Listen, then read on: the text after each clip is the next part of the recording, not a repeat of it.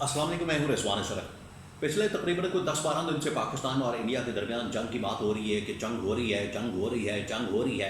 कभी 24 घंटे, कभी 48 घंटे, कभी 24 घंटे, कभी 48 घंटे। ये बार बार वैसे इंडिया की जानिब से धमकियाँ दी जा रही है। पाकिस्तान तो वो रिस्पॉन्स देने के लिए तैयार बैठा है। पाकिस्तान तो इसलिए तैयार है कि पाकिस्तान के ऊपर अगर हमला होगा तो पाकिस्तान रिस्पॉन्स देगा।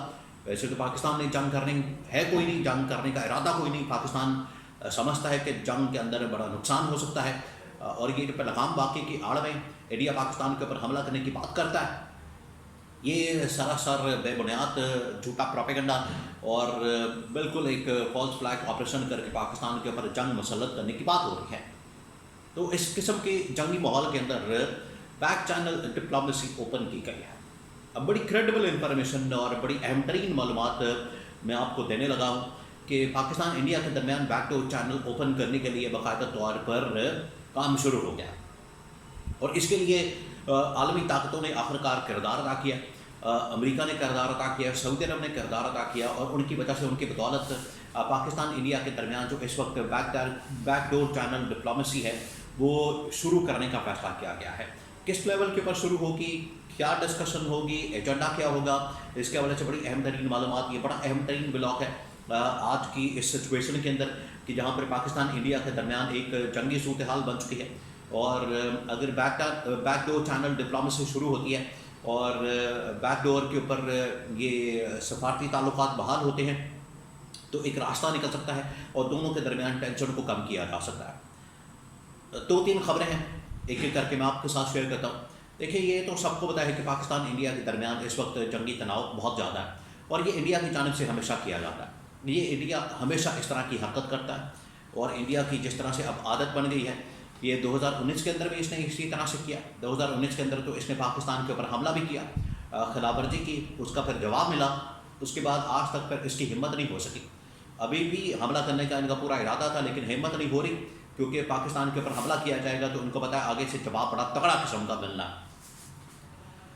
तो ये जो टेंशन पैदा हो गई, इसके ऊपर पहले तो अमरीकी सदर से पूछा गया। अमरीकी सदर से जब पूछा गया कि ये पाकिस्तान इंडिया के दरमियान लड़ाई हो रही है, टेंशन बढ़ी है, आप क्या कहेंगे, तो अमरीकी सदर ने बड़ा नॉन सीरियस किस्म का रिस्पॉन्स दिया। तो उसने कहा कि ये 1000-1500 साल इनके दरमियान हो गए मसले को। हालांकि 1000-1500 साल वाला मसला ही नहीं है, टोटल 70-70 साल, 80-80 साल हुए दोनों को आज़ाद हुए। तो ये उसकी नॉन सीरियसनेस का अंदाज़ा कर सकते हैं आप ट्रम्प की। उसने कहा ऐसे ही इनका ये लड़ना और एक दूसरे के खिलाफ ये बयान देना, ये ऐसे ही चलता रहता है, आप बेफिक्र हो जाएं, टेंशन ना लें। उसने तो बिल्कुल ही टाल दिया। लेकिन बाद में उनके जो फॉरेन सेक्रेटरी, फॉरेन मिनिस्टर है अमेरिका के, मार्क रूबियो, उसने जो है शहबाज शरीफ के साथ टेलीफोनिक बातचीत की। वो वज़ीर ख़ारजा के साथ बातचीत होनी थी, लेकिन इसहाक डार शायद मसरूफ़ थे, जिसकी वजह से शहबाज शरीफ के साथ उनकी टेलीफोनिक बातचीत हुई। फिर उसके बाद उन्होंने जो इंडिया के फॉरेन मिनिस्टर जयशंकर, उनके साथ बातचीत की। दोनों को पैगाम दिया गया कि आप आपस में डिप्लोमेसी शुरू करें, आपस में बातचीत शुरू करें, डायलॉग शुरू करें, टेबल टॉक शुरू करें, कम्युनिकेशन ओपन करें और बैकडोर चैनल डिप्लोमेसी शुरू करें, ताकि दोनों के दरमियान जो मामला हैं वो नॉर्मल हो सके और दोनों के दरमियान जो इस वक्त टेंशन है वो कम हो सके।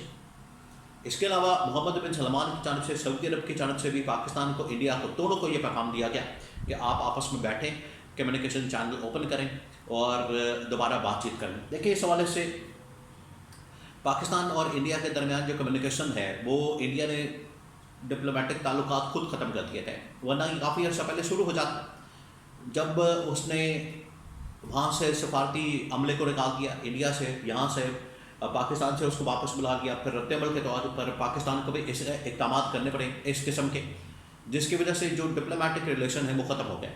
तो अब diplomatic relation, diplomacy backdoor channel के ऊपर बहाल करने का कहा गया। और उसके बाद ये डेवलपमेंट होती है। कौन सी डेवलपमेंट, वो अब मैं आपको बताता हूँ। उसके बाद ये बड़ी डेवलपमेंट ये होती है कि जब भी बैकडोर चैनल के ऊपर बातचीत होगी, राब्ते होंगे, तो कोई टॉप लेवल का, नेशनल सिक्योरिटी एडवाइज़र लेवल का, क्योंकि इंडिया की जानिब से जब इस किस्म की डिप्लोमेसी होती है तो उनका NSA, national security adviser Ajit Doval, उसको मैदान में उतारा जाता है, वो आके बातचीत करता है। यहाँ पर क्योंकि पिछले कुछ अर्से से, 2-3 साल से ये ओहदा बिल्कुल खाली पड़ा हुआ है, कोई NSA नहीं था। इमरान खान के दौर में ये मोहिद यूसुफ, और उससे पहले ये एक जनरल थे नासिर जंजुआ, वो NSA थे।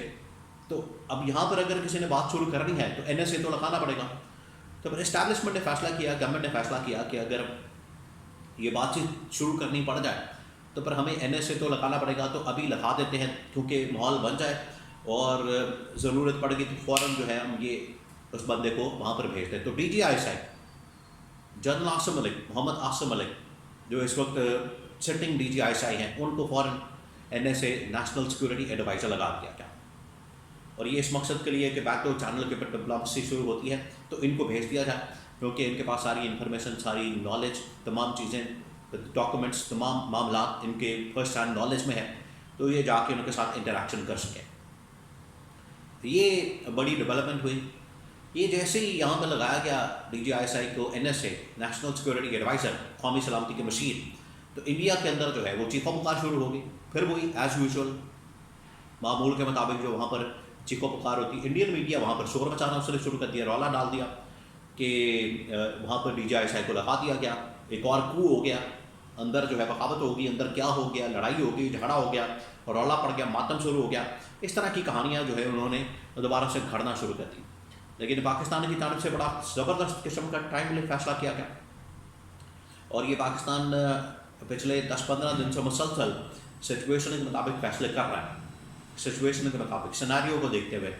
تو پاکستان نے ٹیبل کے اوپر تمام آپشن رکھی ہوئی ہیں.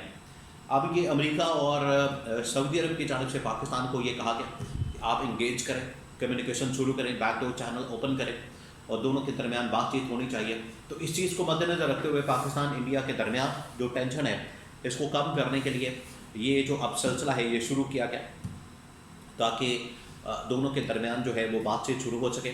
اور اس سلسلے میں national security adviser DGISI general Asim Malik کو لگا دیا گیا. اب اگر بات چیت شروع ہوتی ہے تو وہاں سے اجے ڈوبل اور یہاں سے DGISI بہت اہم ترین پوزیشن وہ بات کریں گے. اس سے پہلے DGISI آپ کو پتہ ہے عمران خان کے دور میں جنرل فیض حمید وہ بھی اس حوالے سے ملاقاتیں کر چکے ہیں, ان کے را کی چیف کے ساتھ یا سیکورٹی ایڈوائزر کے ساتھ. یہ سیز فائر جب ہوا تو یہ اسی کوششوں کا نتیجہ تھا.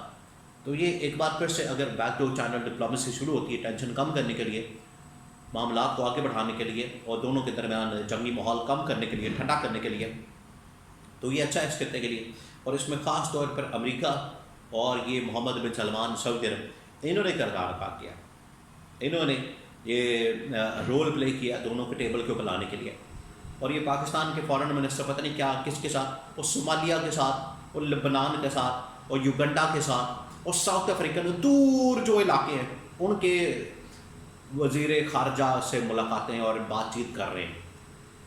وہ جس ملک کا یہاں کے علاقے سے, یہاں خطے سے کوئی تعلق واسطہ ہی نہیں, اس کے ساتھ باتیں کر رہے ہیں. کام کی بات کریں, چھوڑیں ادھر کو. یہ گورنمنٹ کو اسی طرف انگیج کر کے رکھا ہو, لیکن اصل جو ٹاپ لیول کی ڈسکشن ہے آنے والے دنوں میں وہ DGISI خود کریں گے.